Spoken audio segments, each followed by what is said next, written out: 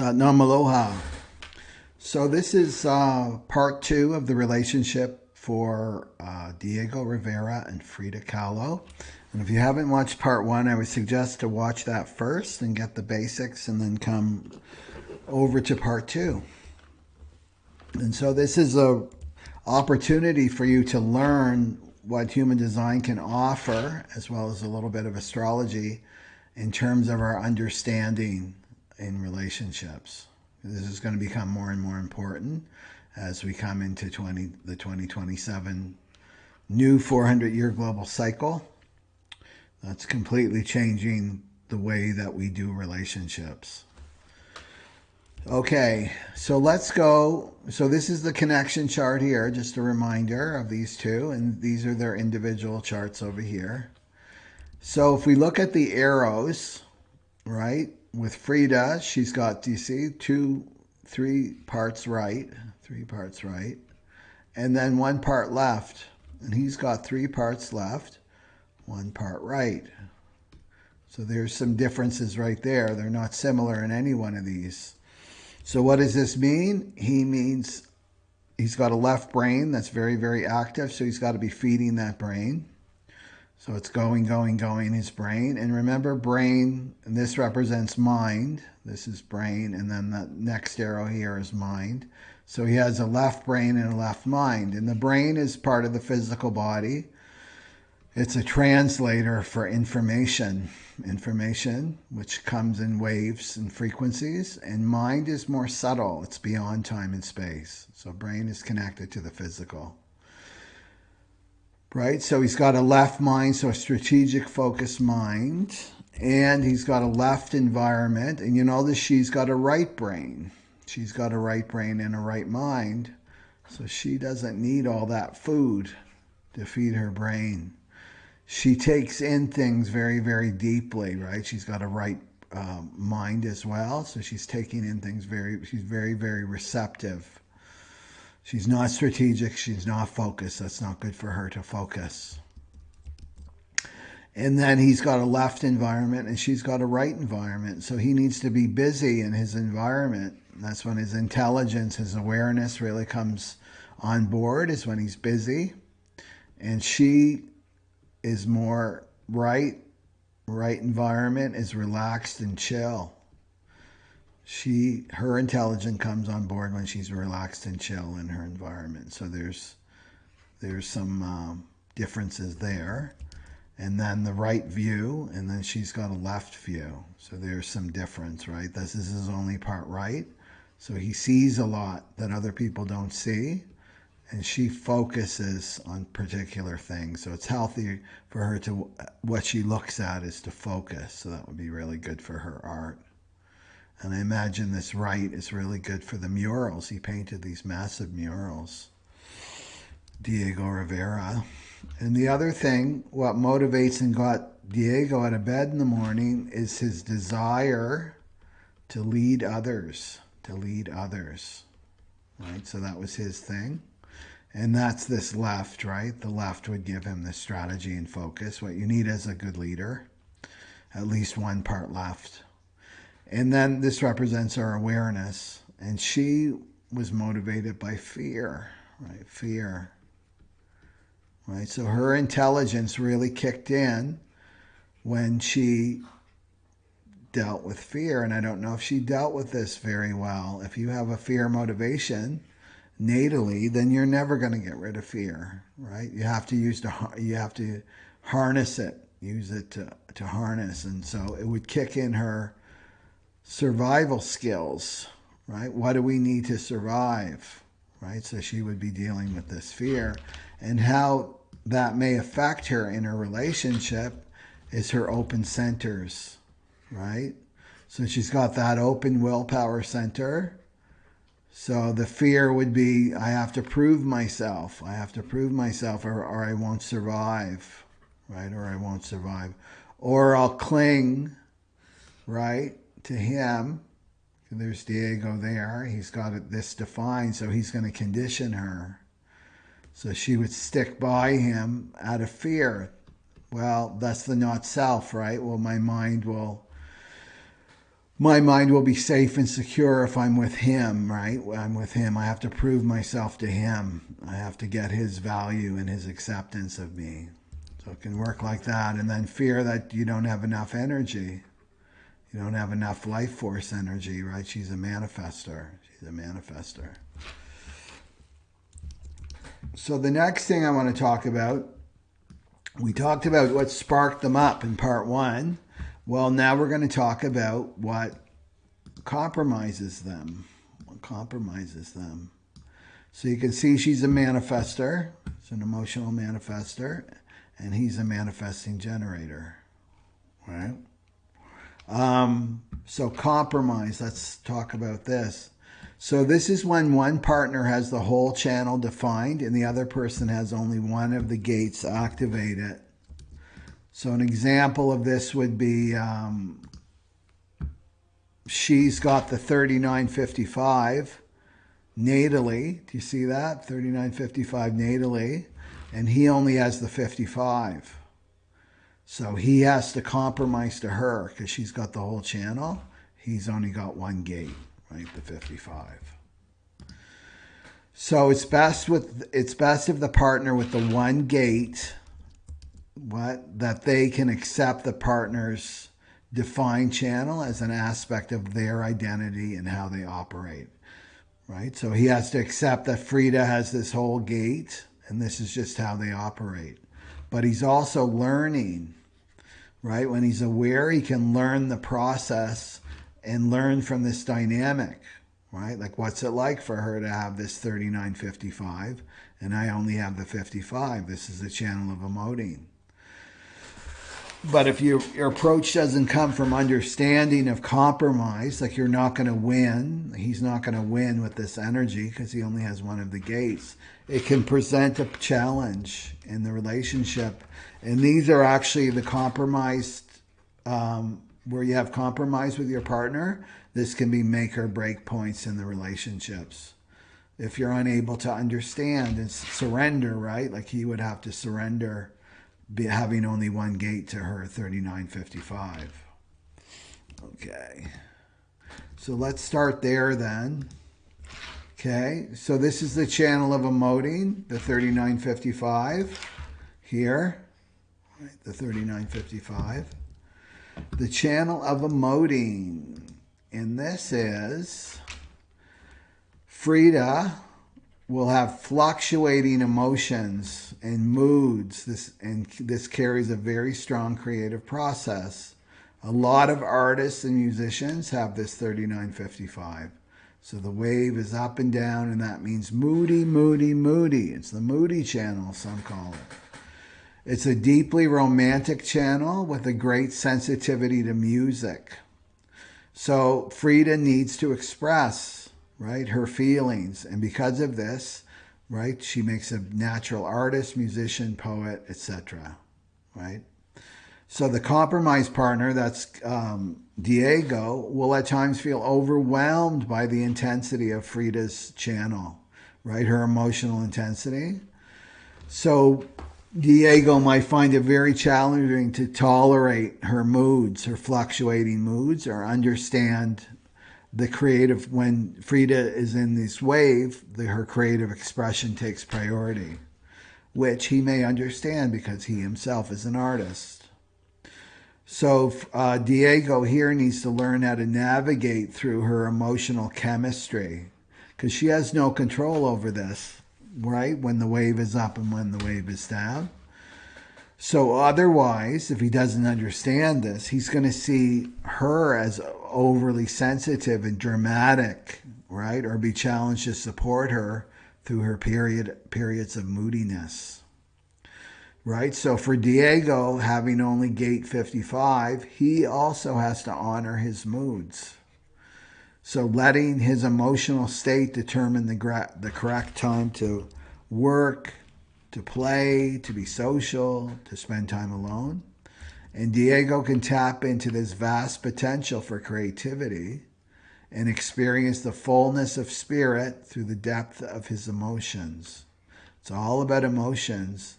And this 3955 is very, very important. It's part of the solar plexus mutation that's happening in 2027, right? This is mutating from a motor to an awareness system. It's our new awareness system that's coming on board for humanity.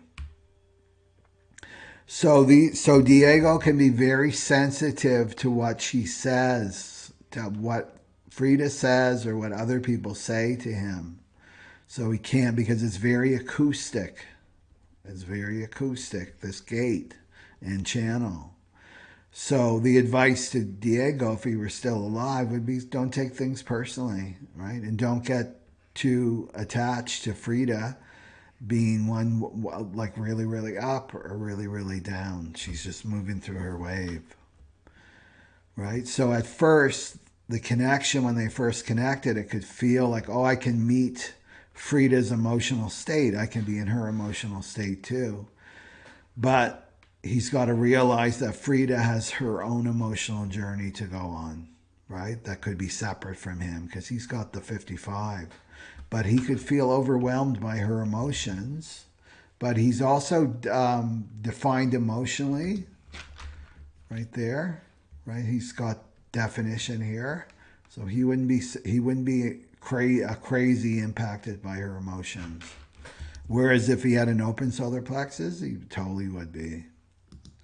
Okay, so let's go to the 1-8, and this is where Diego compromises Frida. Right, so if we go up here, right, Frida's blue. She's blue, so she's got the 8. She's got the 8 down here, and it's in the moon. Her Taurus is in the moon, so 8.6. She's got that, but she doesn't have the 1, right? And remember, we talked about in part 1, she'd be looking for this 1 to bridge her split, because you split definition. He's got the whole channel, right? He's got unconscious Mars here, the 1, and then he's got another time too here, and the 8 is in Neptune. Okay, so if we look at that, so Diego is a creative role model that stands out from the crowd. And you have to remember, Frida didn't become well known until after her death, right? But he was well known during his lifetime, right? So he inspires others to step into their uniqueness. So he'll determine the creative direction of the partnership, which he did. He had a huge influence on her as an artist. And simply by just being himself, he'll always get the recognition that he deserves. So the 1-8 has natural creative abilities and the skills to express themselves in unique ways. So they empower other people by being different, just by being different and inspirational. So with Frida, right, she's looking to make a contribution because she's got the 8. This is the gate of contribution, by attracting recognition, right? By attracting recognition for their own unique expression, her own unique expression of that of others. So the 8s, if you have the 8, you're very good at promoting other people, others' innovative visions and creations. This is like the agent, right? Like you're an artist. The artist would be the 1, and then the agent is the 8. So the 8's really good at getting the one's art expression out. But they need to know, like Frida had to know that, that Diego doesn't necessarily need their support for attracting attention because he's got the whole channel. So she would do better at having her own domain of influence outside of the relationship where her contributions could be recognized. And she did do that, right? She went just before they got divorced the first, or separated, divorced the first time they were married. She went to New York and then off to Paris on her own, right? So she was getting that recognition just by herself during that time. Okay, with a little bit of help from him, but she was getting more known as an artist then. She only had 2 shows, right? One in New York, and Paris. She was part of a Paris show. She didn't have her own show. New York, she had her own show. And then before she died, she had one in Mexico. So there was only 2. Okay, so there's the 1-8. And then the 5611, right? The 5611 here, you can see he's got the whole channel here. And she only has the 56. She's blue and he's orange. So this is the channel of curiosity, right? So Diego is a seeker and a curiosity that's continually pushing him to seek stimulation and to explore new ideas and beliefs to reflect on his life experiences. So he's always seeking. So they can be gifted storytellers, right? Diego has been a gifted storyteller who enjoys teaching or entertaining others by sharing stories about their discoveries. And he would be holding court sometimes, right? People would gather around him while he told his stories, which goes back to, we'll go into this in a sec, but he's got the channel of community, the 4037, so he dominates her. So unconsciously, he's in community. So he would have loved this, the 5611, and the people around him, his community, would have loved this too. So Diego's search for stimulation will take priority, and he'll determine what ideas, the 11 is the gate of ideas, are worth exploring and will dictate new ways of seeing things. So he'll be in charge of what ideas they talk about. He and Frida. So this really limits what the couple, these two, could explore together, because he was in charge of this. So Diego's skillful ability for storytelling puts him at the center of attention, right? And Frida would be in his shadow. She would be in his shadow. So it will be good for the partner to share their ideas and beliefs outside the partnership, right? So Frida to go outside her partnership and then share her ideas and beliefs, which she did. She had other relationships, intimate relationships too, not just with Diego.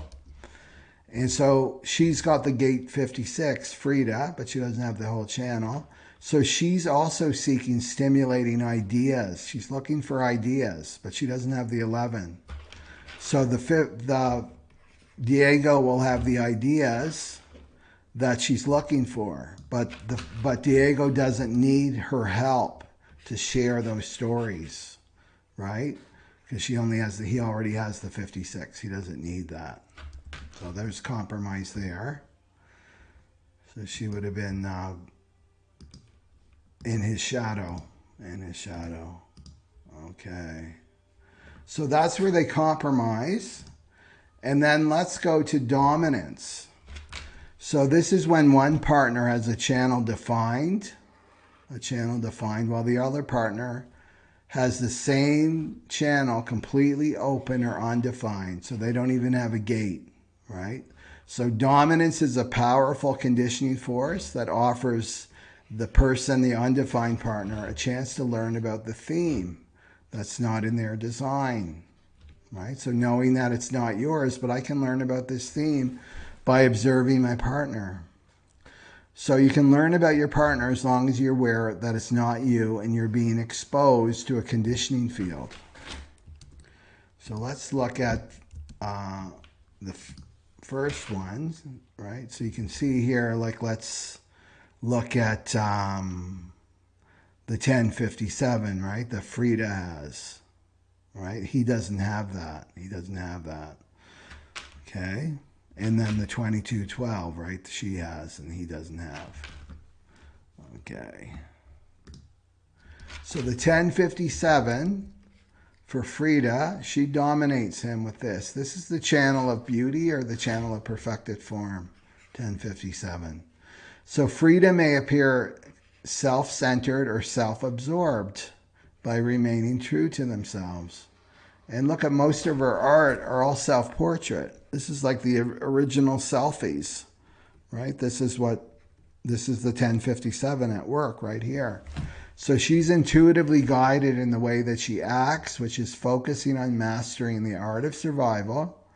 But they need to perfect their form, whatever that means to them. So they're here to create something beautiful out of their lives. So a lot of artists, architects, or designers have this channel of beauty. So they create beauty for their own enjoyment. And even Frida, with her clothing and everything, her home, everything was, her art was all about creating beauty, and that's perfecting the form. And with her self-portraits. So she can think on her feet in the present now moment, because this is an individual channel. And if she's authentic, then she can express beauty that impacts others. And remember, she's a manifester, so she's here to impact others. So it's important for Diego to be aware that her needs, Frida's needs, to be completely immersed in her own self-indulgence, which is correct for her, and given the space to pursue this without interference, right? When she's in this state, she's not going to be interested in the relationship. And this is when she loses herself in her art, perfecting the form. Okay. So the other channel that she dominates him and he doesn't have is the channel of social openness. And that's the 1222. This makes her a manifester. It's going from the motor right up to the throat. 2212. Powerful channel, this one.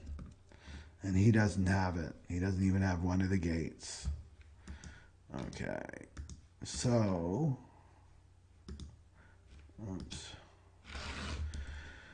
So her life is passion. She was here to live a life of passion and following her feelings. So she has the emotional energy to mutate other people through expressing the creative depth of her feelings, right? So this is not just with the voice, right? This is with her art, right? They had never seen anything like this before with Frida's art. It was so personal and it was so raw and filled with depth of feeling. So depending on her emotional wave, which is her mood, she can attract attention in social situations, or she can seem aloof and uninterested in connecting with anyone. So she can be charming as well as ferocious. So this all depends on her mood. So when she's in the right mood, which is like I'm in the right mood to socialize, right? She can have a unique way of expression through art forms such as music, poetry, painting, acting, etc. So this expression can empower, because this is an individual channel, and the keynotes for individual channel, individual circuitry is empowerment. So she empowers others to experience a range of powerful emotions. Now, if she expresses on the low end of her wave and she's not in the mood, she'll be misunderstood or unheard by others, especially her partner, Diego. So she can be sensitive here. She can be afraid of rejection and angry. That's the not self manifester too, if not recognized or respected for her emotional state. So it's important for Diego to be aware of her moods, right? So we're getting a moody theme here with the 3955 and then this 1222. To be aware of her moods so that Diego knows when to engage and when to give her space. In this way, Diego can enjoy and be elevated and empowered by Frida's charm and grace, and at the same time being respectful of her need for social distance, rather than feeling alienated by their lack of emotional connection. And again, it's dependent on this emotional wave. Okay. And in my research, she was known to be very, very charming, but also moody, and we'll get into other emotions these two shared. Okay. So the next dominance one, this is Diego. So he's got the 2034. This is the channel of charisma. This is a major theme for the cross of the sleeping phoenix coming in 2027. So do you see the orange? The orange goes all the way from the sacral all up to the throat. This is what makes him an MG, right? He's going from the motor to the throat, which is defined. Okay. Okay, so he dominates here. So Diego has an urge to be busy, and remember he's got a left environment too, so this makes it doubly so. And has a direct access to energy, that's his sacral. That she doesn't have that defined. That can fuel activities over long periods of times at things that they love to do. And these are the murals. He would spend hours and hours and hours and hours painting his murals. So what is correct comes from his response of his sacral. That's his inner guide. And this power to act is productive and inspires others, which is the source of their charisma, his charisma. So without the 57, he doesn't have the 57. He's not aware that he's so busy. But if you remember, she's got the 57. If we go back up here, right, she's got the 57. So she's going to be very aware of how busy he is. And he's lost in his own trip. He's totally lost in his own trip here. So if he follows his mind, his not self, it will lead to disaster. As long as he's following his response, it will be healthy. Right? That gut instinct, right? That sacral. And he can't be told what to do. And this power can explode out at times from his sacral. That's that 34. It's unbridled power, right? It's the shadow force, the 34. So in his partnership, he can be completely busy and self-absorbed in activities and not available to others. So this is correct for him. And he can get a lot done with this 2034. So this can be challenging and overwhelming, especially because Frida is a non-energy type, right? She's a manifester. So it's best if Frida didn't interfere with his process and just observe and be aware of this channel, watching this channel at work. It's also called the busy channel. Okay, and the next one is the 2750.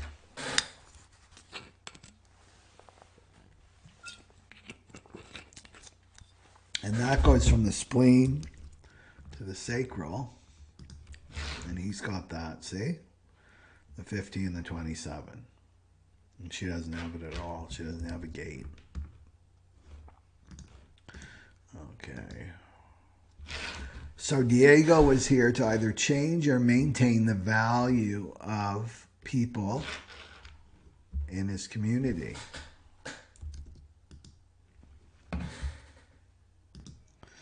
So Diego's got the 2750, and so this is about changing or maintaining the values of the people in your community. So he's nurturing and supportive and has an aura of trust that automatically pulls people in. So the 2750, this channel can be a community leader, teacher, or caretaker of those that need support. So it's interesting, he was very much about maintaining the values and traditions of Mexico, right? And we'll go into why, possibly the possibility of why that is. And he actually even encouraged Frida and influenced her to wear traditional dress, right? Traditional Tijuana dress, costume. So, and this is a big part of his art, right? The motivation to be the leader, right? With this, maintaining these values, right? So that maintaining these traditions. So the 2750, he needs to balance his responsibility for others with his own personal needs. So in partnership, he is guided by traditional roles and values. And it's interesting, they got a divorce after she got back from New York and Paris, and she was on her own, right, as having her own shows And then she came back and he wanted a divorce. So he had an instinct to protect and nourish those who need guidance, care, and support. So Frida can experience a lot of supportive care and nurturing within the relationship. So if this energy is not welcome, Frida would feel smothered, which she didn't, right? Or experience she was losing her identity, which was probably that was happening in that relationship at times. And he could feel extremely exhausted by taking on too much responsibility for others in his community. The other dominant one, and this is really interesting here, this one. So, right, he's got this, the 59-6. So he's got it unconsciously, and he has it consciously here, the 59-6. So this is called the channel of mating. It's called the channel of mating, or the channel of penetration. And he dominates here. So he was known to have a lot of affairs, lots and lots of affairs with women. And this is why, right here. Right? So the 59-6, he had a powerful aura that could break down the barriers of others to create intimacy. So he was here to penetrate through the emotional defenses of others, right? But also to birth new creative ideas too. He did this with his powerful aura, this 59-6. So he had a need for a deep connection with others, and this is an intense energy that can be misread and cause confusion if others misinterpret his intentions. So he may not even wish to bond at all, but people would feel so close and seen. They would be feel seen by him. So before bonding, it's important for him to ride out his wave so that he's clear, so he's not up on his wave or low on his wave, his emotional wave. So when he was with his partner, he could generate the friction necessary to break down the barrier of Frida in order to create union. So remember that she's a manifester. She's got a closed and repelling aura, right? So he could get through with this channel. She would feel seen by him, right? Manifestors can feel very, very lonely at times because of their aura.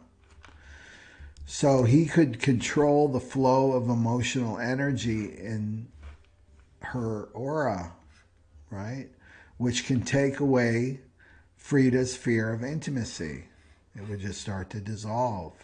So it's a powerful, gentle force to prepare and open another towards a deeper union for both of them.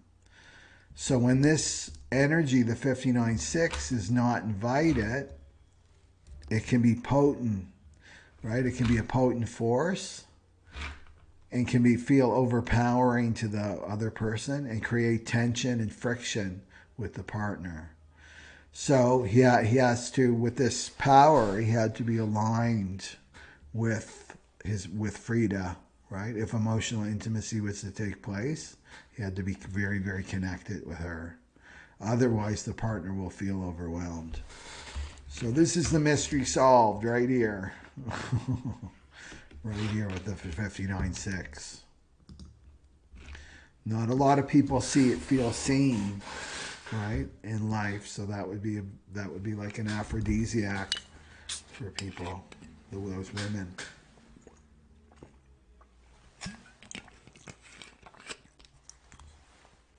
And then he dominates here too. He's got, and this is unconscious because it's all red, the channel of community, the channel of marriage, that's this one. See the 40-37, the 37 from the solar plexus, and then the willpower center here. And so seeking to be part of a community, that would be really, really important for him. And they used to have big parties, the two of them, when they lived together. Dinner parties, drinking, discussing, all kinds of stuff. His community. So needing a place to fit in and belong. And he needs an emotional connection to others because he's seeking harmony and mutual support. So for a community to flourish, each member needs to have their place. Where do I belong in the function? What's my function within the community? So he would help to help people find their place, right, in their function within this community. So in partnership, he has a strong sense of community and is open and friendly and easily engages with others, right? Very, very social. Frida too, she had the 2212, but remember she had to be in the mood to be social. And she could mutate others with this, right? The 3740 is very, very tribal. So he holds the community structure together. He would have held the community structure together. And so Frida would have benefited by being part of this mutually supportive relationship that's based on clear, equal agreement, right? This is the bargain. This is tribal bargain. It's got to be clear. What are our agreements? If the partner breaks the commitment, which she did, she had a love affair with Trotsky, right? That was part of the theory of why he divorced Frida, as he found out about this affair. He was okay with her having affairs with women, but not with men. So this would have been a commitment, even though he himself was having affairs left and right. He didn't want her, right? That would have been a deal breaker for him. This would affect his distribution of resources, which is money, right? She had a lot of medical bills to pay, and this was one of the reasons why her father let her marry so early in life, because Diego had some money and he thought that he could really help her, right? Pay off her bills and give her security and safety in terms of the material. So this can make unreasonable demands on Frida that doesn't resonate with this agreement. So, and it's interesting too, when they got divorced the first time, right? And they had a year away from one another, and then they got married again. When they got married again, her conditions, she had certain conditions, and one of the conditions was that I pay my own way. I pay my rent and all my expenses through the art that I sell, right? That was one of the conditions. And then the other condition is no more sex. That was the other condition. That she would be back in a marriage with him. Those were her conditions. So they were clear this time, right, when they entered again. There could have been a lot of assumptions on Diego's part because he's quite traditional, right? That's what his chart says. So the primary condition is for the partner, for Frida, to be supportive. He'd want her to be supportive and to express this support for one another, right? So he would want that. So these things are important to him, right, Diego, and they must be clear before entering the bond in the relationship. Okay. So that's where there's dominance, and there's another one called companionship, and these two don't have it. And that means if they shared, if they, like, let's say they both had the 50-27, right? They both had that channel, that would be companionship. So they don't have that, right? So let's go to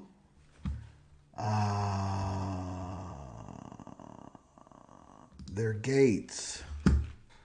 So gates of love. The gates of love. So that goes to 10. So there's certain gates in human design. Right? So one of them is the 10. Is the 10 here. So Frida has this. So there can be transcendent love, which is your just love in this lifetime, depending if you have like the 10, the 15, the 25, the 40, the 41, the 55, right? activate it. So Frida had the 10, which is personal and transcendent, right? So it's transcendent or personal, this 10. And you can see that Diego, because he's orange, right? That 10 is looking to, I'm going to learn to love myself through the other. I'm going to learn to love myself through the other. So it's looking, that 10 is looking, right? So it's got the 34. She already has the 57 or the 20, you see? So he's hooking her up here with the 20, and that's one of her bridge, that's one of her bridge gates there, that 20, right? So the 10 is meeting the 20 and the 34. So what does this mean?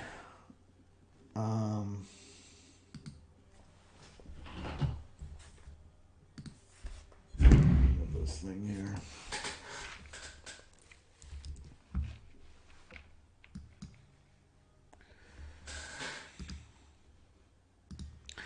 So this is self-love, learning to love herself through others. So this is an individual gate. Another individual gate for Frida here. Can bring a lot of sadness with it. This 10 can bring a lot of sadness. It can be very self-absorbed and waiting. The 10 can be waiting for the other, right? Waiting to discover love through loving another person, being loved by another person. So they can be deeply pulled because he's got the 20 and the 34, hooking up that 10, that she can be pulled in deeply to him, and this can create dependency. And we see this with her art and her writing. Diego. She has that one painting of Diego and her third eye on her mind, constantly on her mind. So the challenge is to find her own self-love, her own sense of self-love without dependency or suffering. So he's got the 20. So she's going to love him because he wakes her up, right? The 20 is about being present. He wakes her up to life through words or actions that are empowering. So she can, with this, she can feel in the present now moment fully alive, right? Because this is part of the channel of awakening, the 1020. And then he's got the 34, and she loves him because he can help her with her soul purpose, right? Her soul purpose here. Having the 34, by following, empowering her, she feels like I can follow my convictions. I can follow my convictions. I can be my unique self and follow my soul purpose, so that so that she can take correct actions, right, for her. This is a channel of exploration. And he totally did this. He helped her with her soul purpose. He was the one that told her, yes, you have talent. He was honest with her about her art. When she was 15, remember, she brought her paintings to him, right? So he completely helped her with her soul purpose there. So that's the gate of the gate 10. And then in terms of transcendent, so it's personal, not all of them, just the 10. So this is personal, but also transcendent. And transcendent is she loves being alive.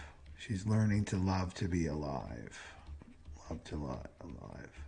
And although she suffered a lot in her life, she did have moments where I've read and researched and read her works, right, her journals, that she did love to be alive. And she appreciated and valued and honored life. So this is about loving the world as it is and being an empowered individual, right? So she discovers this love of being alive through people. So not just him, but people, many, many people with this. And this is the knowingness, and she had this, The knowingness that we're not in control of our life, right? So she loves Diego because he actually loves her, because this is transcendent. He loves her because she's following her own convictions. She's following her own convictions. And he's loving her because she's awake to experiencing life fully, right? Fully. In the present now moment.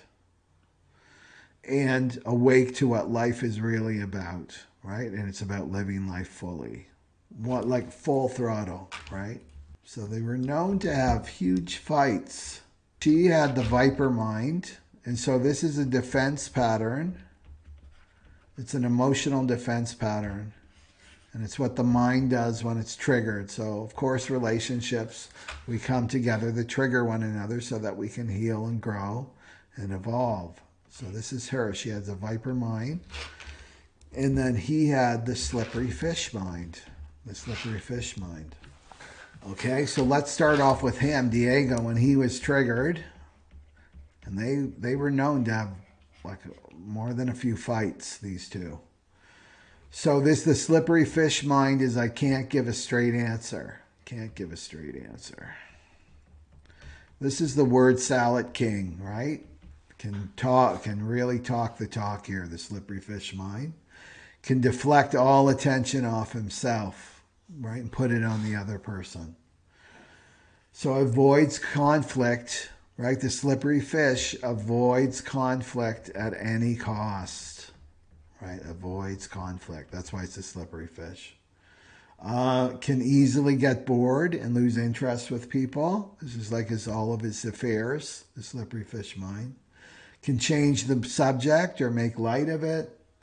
Probably a good gaslighter. The slippery fish mind would be a good gaslighter. Lie to himself and other people about how he's really feeling. Refuse to listen or pretends to listen. Diego would refuse to listen or pretend to listen. So if he were here now, right, I would say you need to stay in the room. You need to commit and stay in the room. Don't run away in the face of conflict. Stay in the room. Don't avoid conflict. Become aware of your pattern and your behavior of deflecting, being the slippery fish, and give yourself firm boundaries. Like, I'm staying in the room. I'm going to feel uncomfortable and I'm going to go through this conflict with Frida. And embrace the emotional discomfort and commit to feeling it, right? So then let's look at her, right? So coming at you can imagine what the viper mind is, right? So this is unable, plus she's a manifester, right? A manifester, and they deal with anger, not self-manifester. So they're unable to hold back their anger and resentment, Frida.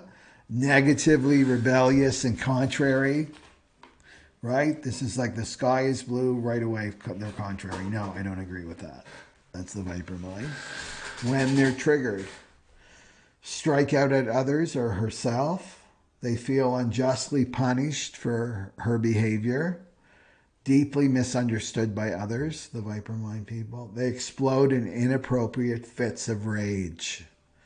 They expect to fight and can even hurl physical objects or abuse. This is this. So the medicine for Frida would have been to learn to manage her anger, knowing that this pattern, having a viper mind, the pattern is really coming from feeling misunderstood by other people. That's where it's coming from. That was her big trigger. Right? And stop projecting her assumptions onto others when her emotions run amok, right? When that wave is really, really down, down, down. And others are not responsible for her emotional state.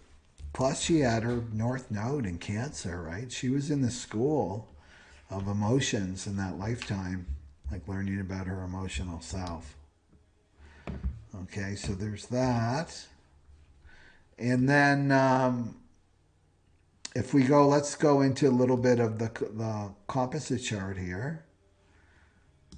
Okay, so the composite chart for Frida and Diego.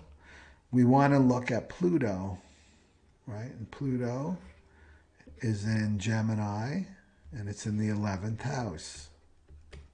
So this indicates the purpose of the relationship. All relationships have a purpose, and it's in the 11th house. So let's look at this.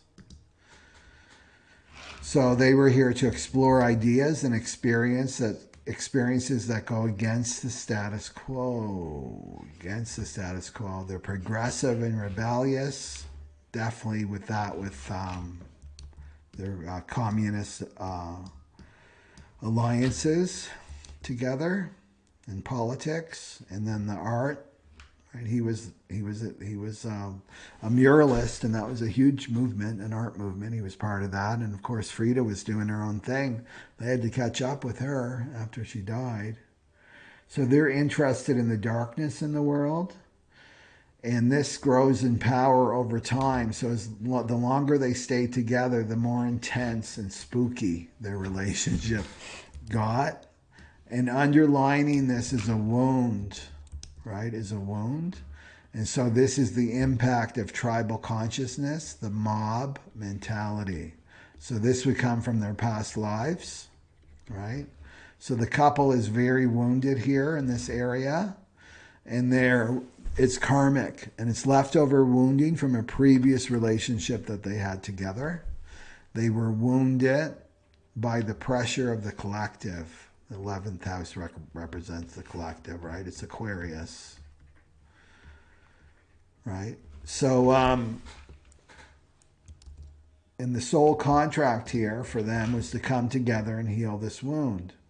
And the work is difficult. It comes later after building a foundation of trust and a network of supportive relationships in the world so that they can uncover this core karmic pattern. They've allowed the social and cultural world around them to make any decisions for them, right? They did that in the past. And as they evolve together, they reach the point they can either wither or reclaim their lives. And if they break away, their truth will explode within their community. They will break the rules. They're rule breakers. Well, they were totally doing that in terms of their purpose. And you can see the nodes also, and it's Gemini, so it's way of thinking, right? Ways of thinking. And you can see their north node, composite north node is in Leo in the first house, and south node is in the 7th house, and that's relationships. And it's an Aquarius, right? This is like the group think. The group think. And so this lifetime, both of them were called as a couple. Leo is creativity, right? Creativity. This is the artist, my individual, authentic, creative expression. Right? It's the North Node Leo, so they were both doing that. So their challenge here was to be their own unique self and not be codependent on one another, right? Their own unique self, their own unique creative expression. So you can see in terms of their synergy chart here that his moon is on her north node. So if we look at the south node, this is past lives, right? His Mars is right on her south node. So this is fighting, that they were fighting in past lives together. He's got his south node in Pisces natally. So this is religion, right? Religion, Christianity, right? And the ruler of Pisces is a Neptune, right there.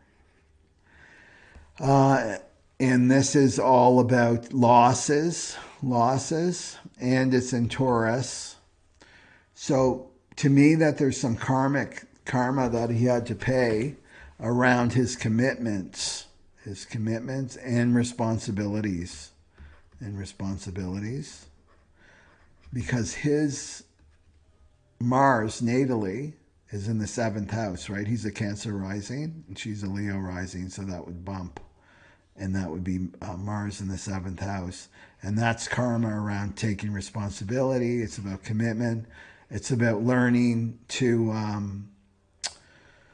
to honor these emotions that are coming up, because I think the past life, Pisces, during the takeover of Spain, of Mexico, he was passive, right? There's Neptune, his losses, So he may have been passive during that lifetime and bailed on his responsibilities. And just because their Marses are so together, right, and on her South Node, and she's a Cancer Capricorn nodal axis, that she was probably male in her last life with Diego, and they were fighters, fighting together. But he was passive. And it has to do with this group that he didn't stand up for. So this would have been his lifetime where he stood up for Mexican values and traditional values. And he was a zealot about all of that, right? And he brought her on board with this.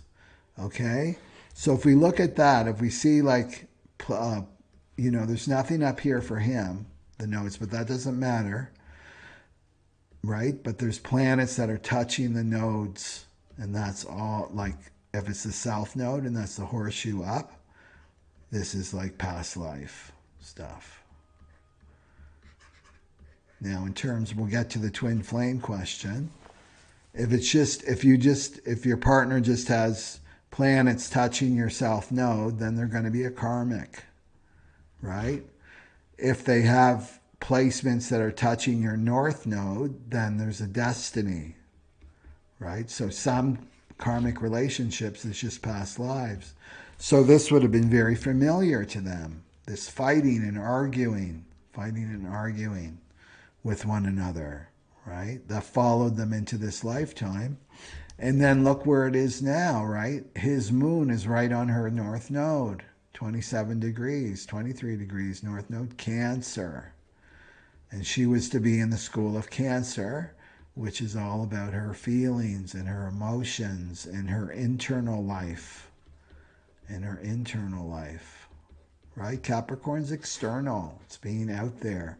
Her lifetime is about feeling and going within, And she had Jupiter there too, which expanded this energy, right? And it's in her 12th house. So this is isolation, right? Solitude. And then she manifested Diego with the moon. So she would have felt very, very comfortable with him, emotionally comfortable. Plus, he had the 59-6. She would have felt her defenses would go down around him. She would feel nurtured and comfortable with him right here. Plus, he has Saturn in there too. 21 degrees, right on her Jupiter. So they had a lot to learn from it. This is a serious relationship. This is a karmic relationship. And it's in her 12th house. It's very karmic. So, but also filled with destiny too. So then we have Saturn right on the North Node. So, and right on her Jupiter, they would be teaching one another. He'd be more serious. She would find him more repressive, right? Repressive towards her. And she'd be more expansive, right? Jupiter's more expansive. But he would have been learning a lot from her and vice versa. But Saturn's about the old, right? It's the old traditions. Saturn, right? Structures. And Jupiter's expansive and wise. So I'm sure that they learned lots from one another, these two. So the other thing that I wanted to look at was I did a tarot read here. And the question was, what brought them together? And that's the Sun. So past lives, fighting, oppression, right? Oppression, wounding, not keeping commitments, taking off, right? And both of their karmic wounds are guilt. They both share this. And that comes from their chart, their human design chart. They've got a 5th line wound, which is guilt. So the sun is what brought them together. And that's to share in happiness, to be happy. To be happy. And to be optimistic, filled with vitality. And they probably did have this joy, right, together, and truth. The sun exposes everything. It brings everything into the light. Into the light. Right? The sun. So that's what brought them together. And then this question was, what did Frida bring to the relationship? She brought the Hierophant. And what did Diego bring to the relationship? And that's the Knight of Wands. So Frida brought the Hierophant. And this is traditions. This is traditions. So she really helped him with his karma, bringing the traditions to him, bringing a spiritual depth to him. He called himself an atheist, in my sense that Frida was very, very spiritual, right? And she was using symbols, plus she was Catholic too, growing up Catholic, so she used all those symbols, especially when she was going through a lot of her surgeries. Her paintings, you can tell, had iconography from Christianity, right? So bringing the spiritual traditions. She would also brought to the table commitment, right? Commitment. Hierophant is commitment to him, right? So what he brought was the Knight of Wands, right? So the Knight of Wands is passion. But the Knight of Wands isn't mature, right? It's not mature. They're kind of like teenagers. The knights are teenagers. The king and queens are adults.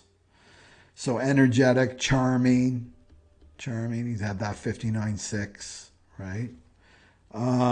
Free-spirited, hot-tempered. That's the Knight of Wands. Rebelliousness. So isn't it interesting, because they had a 20-year age gap, that she was the one that was bringing more of the maturity into the relationship, and he was bringing more immaturity. So he brought that in, but he brought passion in to her. He was passionate about his art and what he did. Okay. So, and the next card was, what did she learn from this relationship? What did she learn from the relationship? Right? And she got the Empress card. That's a big lesson right there. This is like the most love in the tarot deck, the Empress, and it's a major arcana card. So this is the Divine Feminine. The Divine Feminine. So she learned to love herself, right, through this relationship. Because remember, he's single definition, she's split definition. There are many signs that were pointing her back to herself, right, back to herself. So the Divine Feminine, nurturing, creativity, beauty, art, right, it's ruled by Venus. Empress is ruled by Venus. So this is very good. And the Hierophant is masculine. Right, that's a masculine card. That's Taurus, also ruled by Venus, right? And the Empress is Venus. Okay, and then with him on the other side, and it's creativity too. The Empress is very, very creative. She's the mother of the deck, even though she had a miscarriage, right? She created a lot of works of art. So she's totally working this Empress energy, right? She tapped into her femininity right here. And then with him, he totally leveled up. He went from a Knight of Wands to a Queen of Pentacles. Queen of Pentacles. So he matured through his relationship with her. And this is, like the Knight of Wands is the playboy, right? In and out, womanizing, not staying for very long. And they separated a lot too, but they went back and forth, these two. But he learned the Queen of Pentacles, right? So she helped him pay his karma because, right, he had shirked on his responsibilities in past lives with people, right? He had a lot of karma to pay to his community, and a lot of karma to pay to Frida, to stick by her. And he stuck by her until her death. So the Queen of Pentacles is responsibility. It's generous, it's caring, it sticks around, right? The Queen of Pentacles sticks around. She's nurturing, she's a homebody, practical, sensible, good business sense, comforting, welcoming, and luxurious, right? Yeah. Okay. And was that for her? Could be that Queen of Pentacles for her, and she could be the Empress for him. And then the outcome of the relationship is justice. And this is karma in balance. In balance, this was the outcome of the relationship here. So this is Libra. So justice, karma paid, accountability, truth, honesty, integrity, and integrity. So it's by the tarot read, they really work things out in their relationships, right?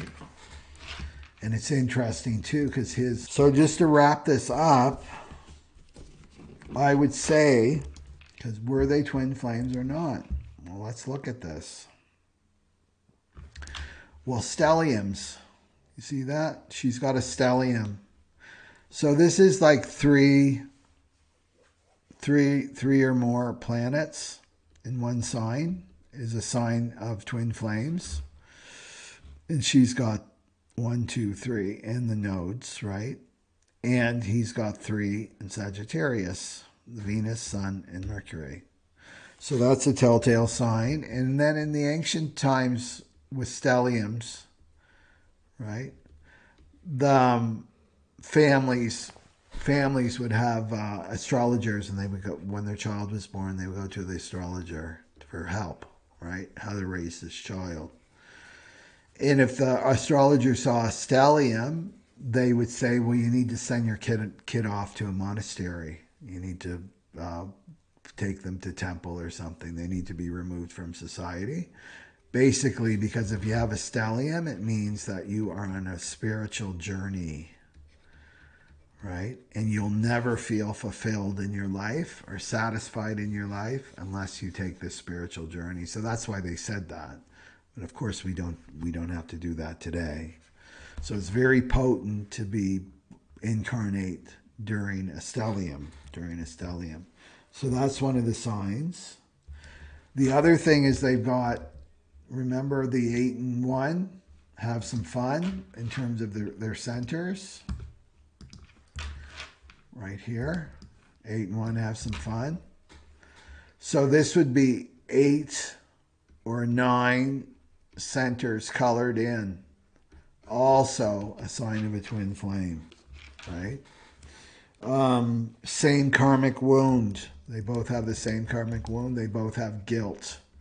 You can have 1 to 5. You can have dishonesty, denial, shame, abandonment, rejection, guilt, or separation. And they both have the same karmic wound. Also a sign of a twin flame. They have a spiritual destiny with the stellium. They have a connection to a love gate, right? That's also a sign. Remember, she's got the 10 and he's got the 20 and the 34. There's no companionship channels. That's also a sign of a twin flame connection. Companionship channels would be more like the soulmates, like a high-level soulmate. There's an age difference, 20-year gap with these two. Different kinds of background, class background. And then their Venus, right? Their Venus, let's go to the Western astrology chart here. His Venus is 24 degrees Sagittarius in direct opposition to her Venus in Gemini, right? That's also a sign of a twin flame. Okay, and they both helped each other with their soul purpose. We saw that. We saw that. So I would say yes. The probability of these two being twin flames. And it sounds like she went through a dark night of the soul when he left the first time.